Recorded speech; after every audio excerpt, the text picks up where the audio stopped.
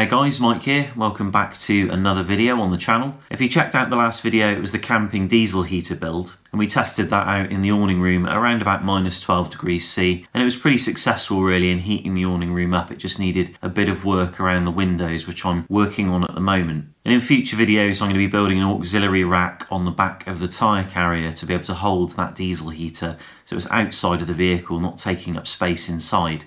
And that will allow me to put other things on the rack too, like logs and a pram in the summer and all kinds of other stuff really, if need be, even bikes. But if you're stuck inside at lockdown and you're looking for a project, I've got a couple of ammunition containers here, one of which I've built into a toolkit with a socket lid that allows me to kind of carry this in my vehicle underneath the rear passenger seat in a small compartment, just freeing up space inside the vehicle and also keeping something that's potentially pretty heavy and dangerous kind of strapped down underneath the seat so it doesn't turn into a missile and injure anyone or kill anyone or just cause really heavy damage inside the vehicle. And also in this container on my left hand side here, these are spare parts for the Jeep.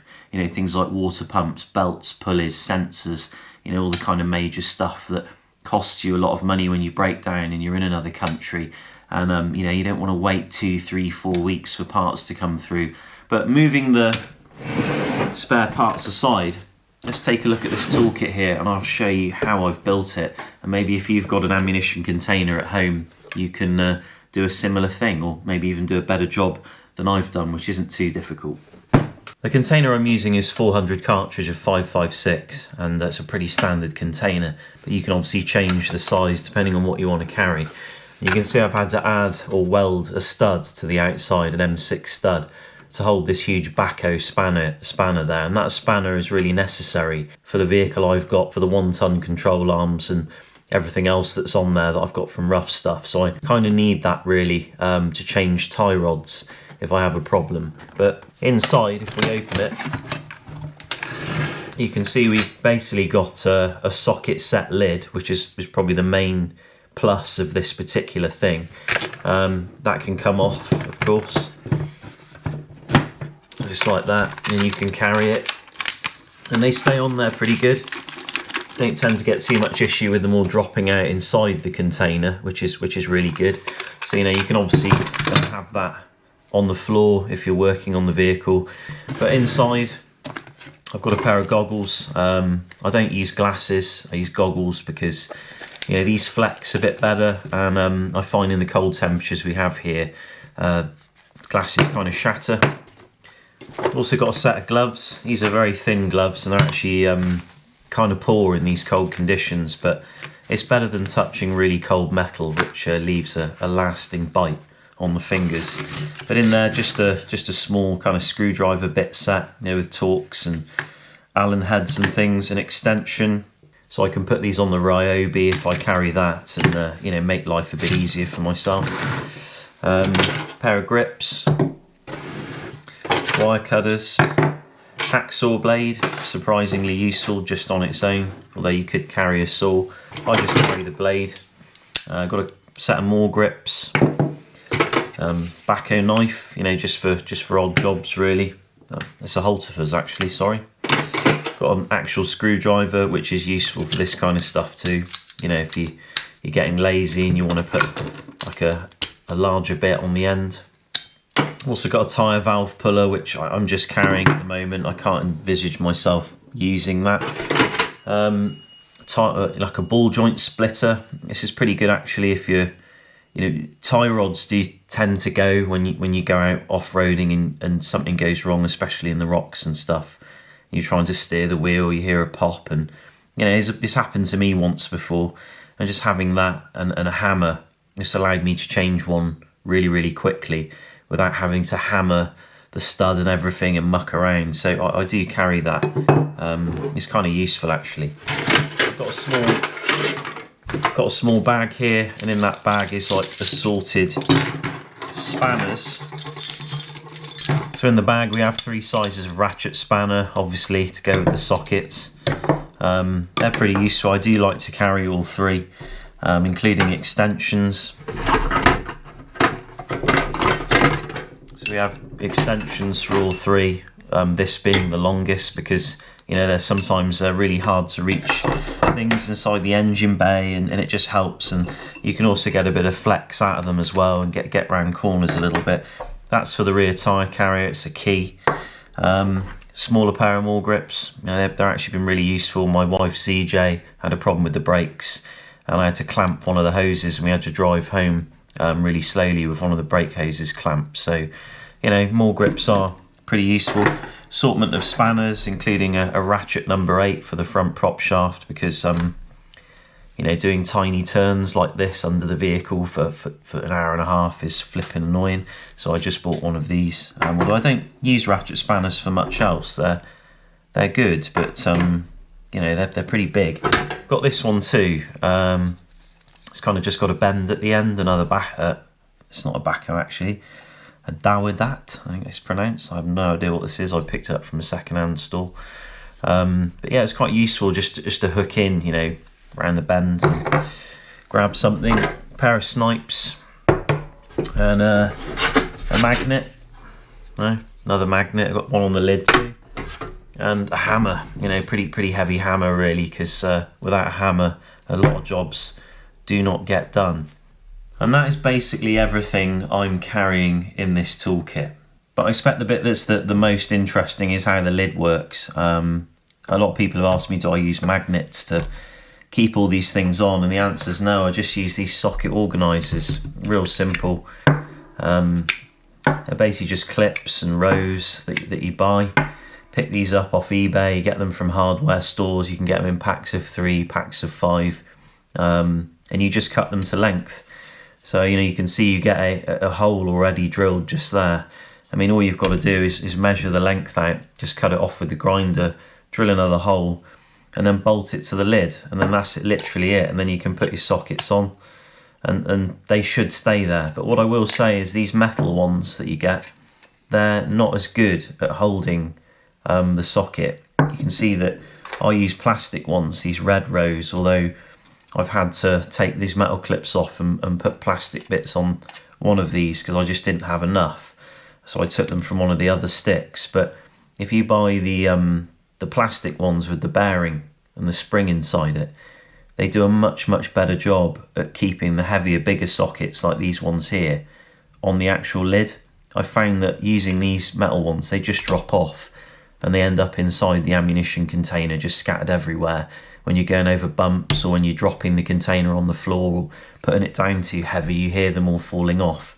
So if you go on eBay, I'll try and put some links in the description, and you can find these little red ones with the plastic sets. I think I got in a pack of 4, and they're just pretty decent. There is a magnet on the lid too, which holds this one for the diff cover. So obviously you can chuck a magnet on there, you know, pop that on there. It even does a pretty good job at holding some of these other bits here, but then, you know, you only really want so much on the lid. But in terms of what I've got on the lid, you know, I've just got pretty much most of the tools I use to do work on the vehicle with, and I have a duplicate of pretty much most of this in the garage, so I don't have to sort of be lifting the seat and getting this toolkit out all the time. You know, the idea is that this lives in the vehicle and is used when I break down or when I have a problem, and it's always there when I need it and I don't touch it so I don't forget it. So, you know, pretty useful. In terms of the spare parts, just as an add-on to the end of this video, you know, it's nothing special in here. It is literally just spare parts, and you know, it's nice to keep the spare parts dry. There are some electronic things in here too, so it's nice to keep them dry, like relays, fuses, electrical connectors. Got a push rod there, although if one of those is going to bend, then the problem's probably something else. U-joint for the front prop shaft, U-joint for the rear prop shaft, because they use a slightly different U-joint. Spare belt, I'd be crazy not to carry a spare belt. A water pump, I actually always carry a water pump. This is a Blueprint water pump as well, so it's pretty damn close to OEM spec, and you know, it's a decent one. But you know, if you go on a long trip and the water pump goes, it is the end really of the trip, unless you can get to a garage. And some of these places are kind of remote, you know, these around Scandinavia and stuff where we are, It's not like super remote like it is like kind of North America and stuff, but it's remote enough that if you're broken down 20 kilometres up a trail or a track or an old forest road, and you might not see anyone for a while, you might have to walk a really long way, or give someone a call and hope they come and help you out, you know, and they've got the time, and, you know, pay them the fuel money or something. So, you know, changing a water pump is very easy on my particular engine. You just need a bucket to catch the coolant, unbolt the pump, new pump goes in, belt back on, fill up the coolant, and then you're back on the road again. That's part of one of the cams at the top of the engine there. Over time they do wear, the bearings in them wear a little bit, the bushings I should say, that I think are brass, so I just carry it because that is a very expensive part and I have a spare engine, so kind of crazy. Crank position sensor, something you can do at the side of the road, really accessible from the top of the engine bay, just on the bell housing. Rubber bushings for shocks, exhaust hangers, things like that. You know, they're simple things, they don't weigh a lot, but you know, your exhaust hanger goes, just pop another one on. Bushing goes on a shock, you can change it on a trail or on a track or while you're travelling. It's pretty simple really. Number one fuel injector, really expensive part for my engine. This handles all the timing for the engine, this particular injector, and when it goes you're in limp mode. The nice thing about it is it can be used as a normal injector because it's just the same as the other ones, it just has a sensor on it, but it also can be used as the number one fuel injector. So this spare covers all my injector problems really. Not that there should be any, because they're hydraulic and they last forever in a way, but this number one can go, and it will cost you, you know, a lot of money. If you had to go to a garage and you said I need this, they would call their Jeep dealer and you'd probably be down over £1,000 for that particular thing, and it's a 5-minute job at the side of the road. We've got a tie rod there. These are 1-ton tie rods for the Chevy, but they're for my particular vehicle. You know, so the 1-ton steering kit, this is for the drag link. Do carry one of those. I had a crash before in snow and I bent that one actually. Not that I had it to replace, I had to drive home on a bent drag link tie rod. This is for the 1-ton kit over the knuckle as well. Carry that. And this is for the pan hard rod, or track bar I think they call it in the US. So it's only a little rubbish one, that's all I've got. MAF sensor, you know, another part that probably costs you a couple of £100 from a dealer from Jeep, but you know, you can get these on eBay really cheap second hand, and this one works, I've tested it. But again, another thing to put you in limp mode and kind of ruin your trip. You can't go anywhere fast, especially when you've got an overweight vehicle in a way, you know, loads of stuff on board and you're trying to go up hills, and maybe you're in Norway and that place is, you know, you need some power to go around there. Nuts and bolts, so control arms, the track bar, all sorts of stuff, you know, all the major bolts really, nuts and bolts that you would have a breakage, and you know, it's something you can do easily provided the axles doesn't twist up, and you need a whole load of tools like a high lift jack and everything, and straps to pull everything back in place. But you know, it should be okay really. Normally when a bolt goes you can tend to tap it out and put another one in a way, but that's kind of, whoa, easy. I mean, my spare parts, maybe I cover them a bit more specifically in another video and actually show you the part on the vehicle I'm referring to as well, so you've got some kind of reference. And that really only applies to people, I suppose, who have this particular engine, the same as me, a diesel Cherokee 2.5 turbo diesel, and you know, and they've got some questions. So if you do, write in the comments, I'll make a video for you. But that was a video on the ammunition can toolkit. I hope you liked the video and the idea.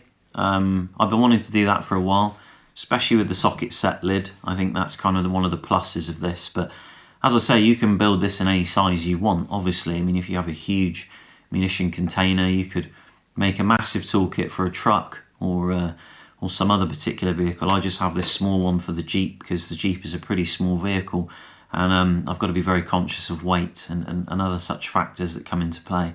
But thanks for watching. Hope you enjoyed this video. I'll see you again in another one. Take care.